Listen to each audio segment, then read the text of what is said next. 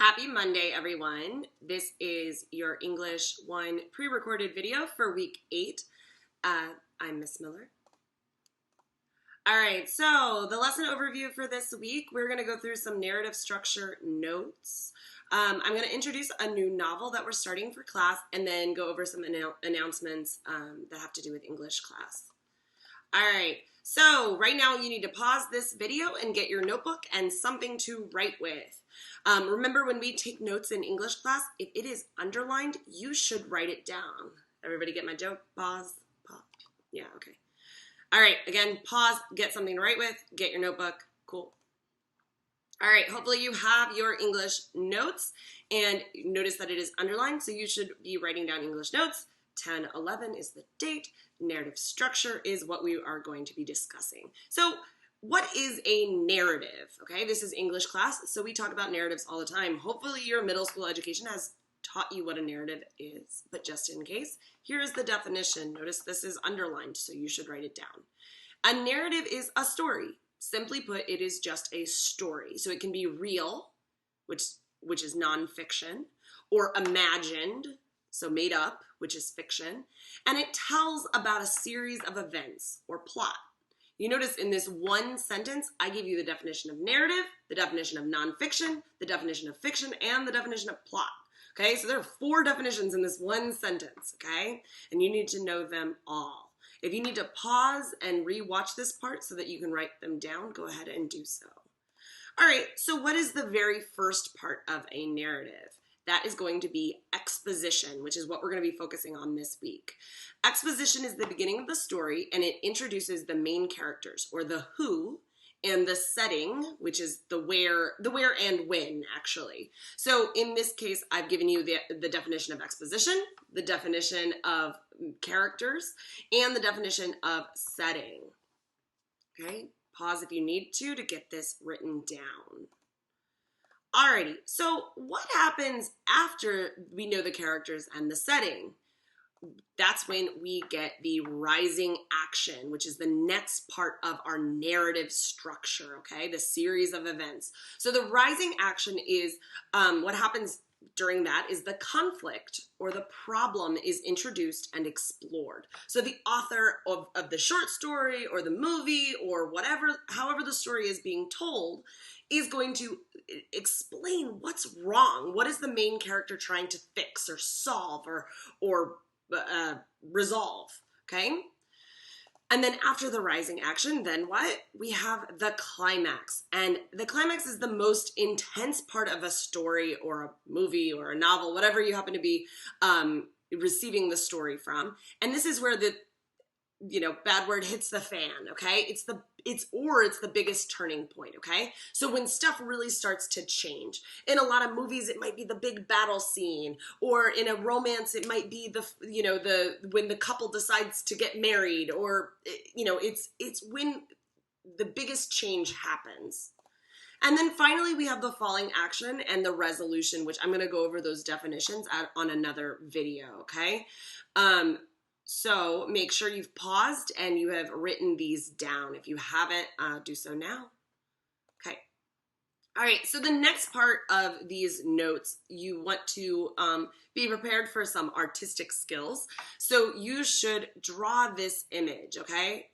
Oh, I messed up the image. Oh, well, that's okay. Hopefully the rest of the animations work. Okay, so this is our narrative structure. A lot of teachers will use a roller coaster or just a triangle. I like to use the dinosaur. I think the dinosaur is kind of memorable, okay? And it's all headed towards the head of the Stegosaurus where it's eating, okay? So I mentioned the exposition, that's the setting or the characters, and then you think about it rising, right? You have your rising action where your conflict is introduced, you have your climax, the most intense part, and then you have your falling action. I really messed up these animations this week. I'm gonna fix them. But you have your falling action, and then finally I mentioned our resolution. That's how every story is pretty much organized, okay? And then all of these things, the climax, the exposition, the rising action, the falling action, come on, and the resolution, they all build towards theme, okay?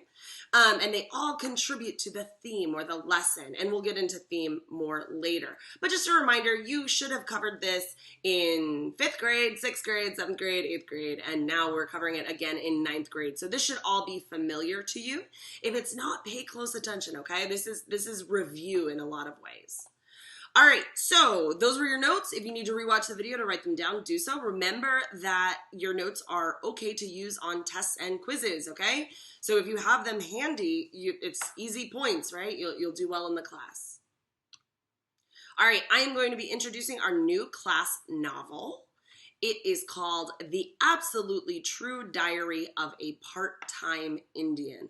I will refer to it as Part-Time Indian because that's a really, really long title.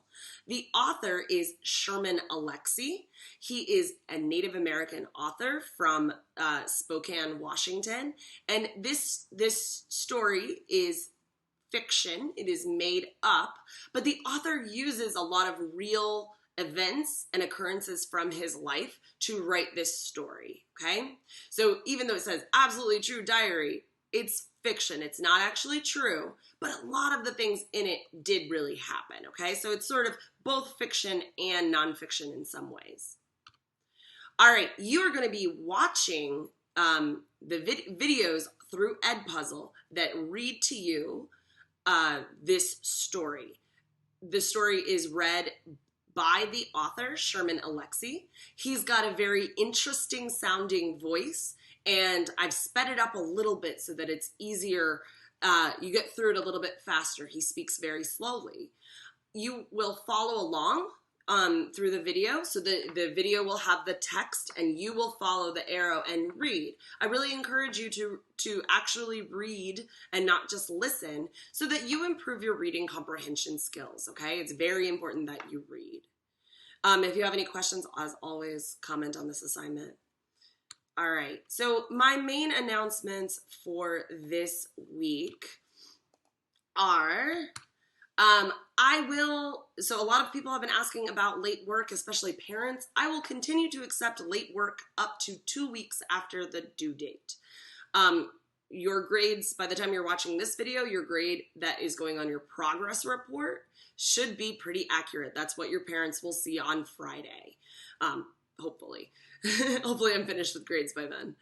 All right, grades are not automatic, okay? I'm getting a lot of panicked emails from students.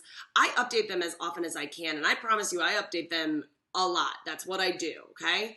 But some of you are not satisfied with your grades, and you need to remember that if you put very little effort into your work and you get everything wrong, you're gonna get a bad grade on it, okay? So crap work equals a crap grade. So do quality work and you will have a quality grade.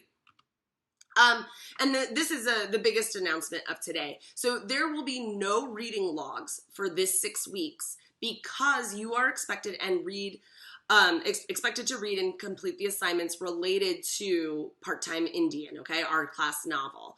It is a fair amount of reading, but remember, so I'm making up for that because you do not have reading logs. So that reading twice a week for 20 minutes is not a thing for this grading period. All right, just to recap, this week you are expected to come to the 2 live classes as always. I love seeing you all, and it was great to talk to you last week, some of you one-on-one. That was really awesome. You still have journals. Those aren't going away. Those will be updated on Google Classroom by the time you're watching this video. You will have 1 Edpuzzle, which is Part-Time Indian, and then you will have 1 main assignment, but unlike usual, I am not going to be assigning that today.